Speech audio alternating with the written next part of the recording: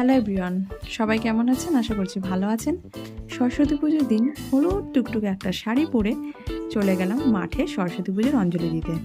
মাঠে দুটো পুজো হচ্ছিল, তো এইখানে আমরা সবাই অঞ্জলি দিয়ে নেব। আমাদের বাড়ির বাচ্চারা আরও সবাই মিলে পুজোটা করেছে। খুব সুন্দর একটা প্যান্ডেল করেছে ছোটোখাটো, পুজোর আয়োজন খুব সুন্দর হয়েছে।